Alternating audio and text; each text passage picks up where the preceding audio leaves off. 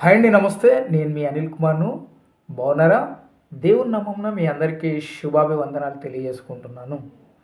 ఒకసారి కీర్తనల గ్రంథము చదువుకుందాము. యెహోవాను స్తుతించుడి, యెహోవా సేవకులారా ఆయనను స్తుతించుడి, యెహోవా నామమును స్తుతించుడి. ఇది మొదలుకొని ఎల్లకాలము యెహోవా నామము సన్నుతింపబడునుగాక. సూర్యోదయం మొదలుకొని సూర్యాస్తమయం వరకు యెహోవా నామము స్తుతినొందదగినది. యెహోవా అన్యజనులందరి ఎదుట మహోన్నతుడు, ఆయన మహిమ ఆకాశ విశాలమున వ్యాపించి ఉన్నది. దేవుడు ఈ ఉదయకాలము ఈ వాక్యం ఇచ్చినందుకు దేవునికి చాలా థ్యాంక్స్. ఎందుకంటే దేవుడు మనకు తోడై ఉన్నాడు అనడానికి ఇదొక సాక్ష్యము.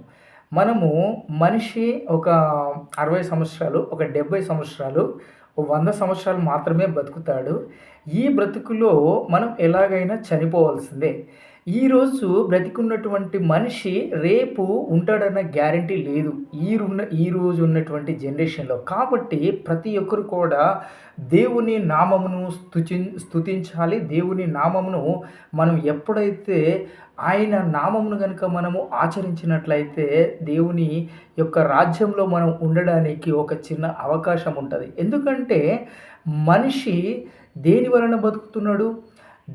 మనిషి యొక్క ఆలోచనలు ఏ విధంగా ఉన్నాయి? ఈ యొక్క ఆలోచనలు ఎంత డబ్బు సంపాదించాలి, ఏ విధంగా బతకాలి, ఎవరిని మోసం చేయాలి, ఎవరి జీవితంతో ఆడుకోవాలి, ఎవరి లైఫ్తో ఆడుకోవాలని చెప్పేసి అనే ఆలోచనలు తప్ప దేవుని కొరకు నీతిగా బతుకుదామన్న ఆలోచనలు మాత్రము ఈ మనుషులకు ఉండడం లేదు. కానీ నేను ఒక మాట గుర్తు చేస్తున్నాను. దేవుని యొక్క మాట, ప్రభువా ప్రభువా అనువారు అనేకులు గాని పరలోక రాజ్యం చేరలేరు అని చెప్పేసి దేవుని యొక్క మాటలున్నాయి. ఎందుకు చెప్తున్నానంటే అందరూ దేవుణ్ణి ప్రేమిస్తారు, అందరూ దేవుణ్ణి ఆచరిస్తారు. కానీ నీతియుక్తంగా ఎవరైతే దేవుణ్ణి ఆచరిస్తారో, నీతియుక్తంగా దేవుణ్ణి అయితే ఎవరైతే ప్రేమిస్తారో వాళ్ళు మాత్రమే పరలోక రాజ్యానికి అర్హులన్నట్టుగా దేవుడే మాట్లాడి ఉన్నాడు. కాబట్టి ప్రతి ఒక్కరం కూడా దేవుని సన్నిధిలో మనము చాలా నమ్మకంగా, దేవుని సన్నిధిలో చాలా బలంగా మనం ఉండాలి. మనము నీతిగా ఉండాలంటే ఏం చేయాలంటే ఏమీ లేదు చేయాల్సింది.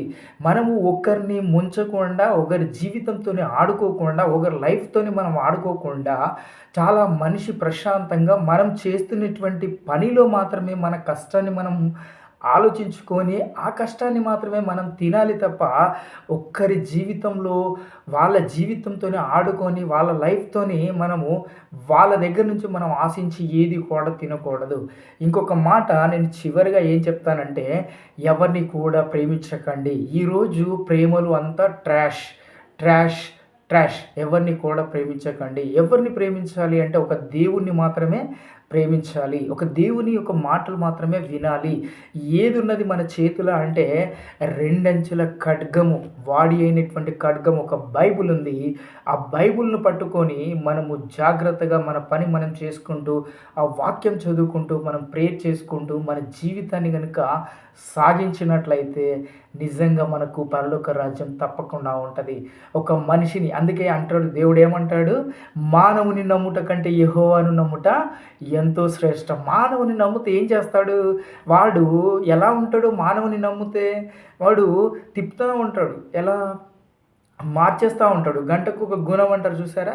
ఆ గుణాలు ఉంటా ఉంటాయి. కాబట్టి ప్రతి ఒక్కరు కూడా గుర్తుపెట్టుకోవాల్సింది మనిషిని నమ్మొద్దు. దేవుణ్ణి నమ్మాలి, దేవుణ్ణి నమ్మాలి, దేవుణ్ణి నమ్మాలి. దేవునిలో మనం ఎప్పుడైతే సంతోషంగా ఉంటామో దేవుడు మనల్ని అంతకు, అంతకు, అంతకు ఆశీర్వాదాలు ఇస్తా ఉంటాడు. నా జీవితంలో నేను చెప్తున్నటువంటి నా చివరి జీవితం నేను అనుకుంటాను, ప్రభువా నాకు ఇన్ని కష్టాల నుంచి నన్ను గట్టెక్కించి పైకిచ్చావు. నేను అడిగింది కాదనకుండా అన్నీ నాకిచ్చావు. కానీ లాస్ట్‌లో నాకొక చివరి ఆశ మిగిలిపోయింది. ఏం ఆశ అంటే ఇలా బైబిల్ చదువుకోవడానికి ఇలా నేను ఈ ఏది ఇలా వాక్యము చెప్పడానికి, ఇలా మాటలు చెప్పడానికి ఒక మంచి మన రూమ్ కావాలి. మంచి దేవుని యొక్క సన్నిధి కావాలని చెప్పి చాలా ఆశ ఉన్నది. అదే నా చివరి ఆశ. అదే నా చివరి లైఫు. నాకు ఏది అవసరం లేదు. ఎందుకంటే దేవుడు నా జీవితంలో అన్నీ ఇచ్చి ఉన్నాడు. దేవుడు నా జీవితంలో అన్నీ నన్ను సఫలపరిచి ఉన్నాడు. కాబట్టి నాకు కావాల్సింది ఒకటే ఒకటి, ఈ బైబిల్ చదువుకోవడానికి, ఈ దేవుని యొక్క మాటలు మాట్లాడడానికి, దేవునిలో ఆనందించడానికి, నా జీవితం మొత్తము దేవునిలో ఆనందించడానికి అదొక్కటి నా చివరి లైఫు. అదొక్క చిన్న ఆశ ఉన్నది. అన్ని ఆశలు దేవుడు నెరవేర్చాడు. అదొక్క ఆశ నెరవేరిస్తే నా దేవుడికి నేను జీవితకాలం రుణపడి ఉంటాను. అది కూడా జరుగుతుంది. కాబట్టి చాలా సంతోషంగా, చాలా ఆనందంగా, చాలా హ్యాపీగా ఉంది. మీరు కూడా దేవుణ్ణి నమ్మండి.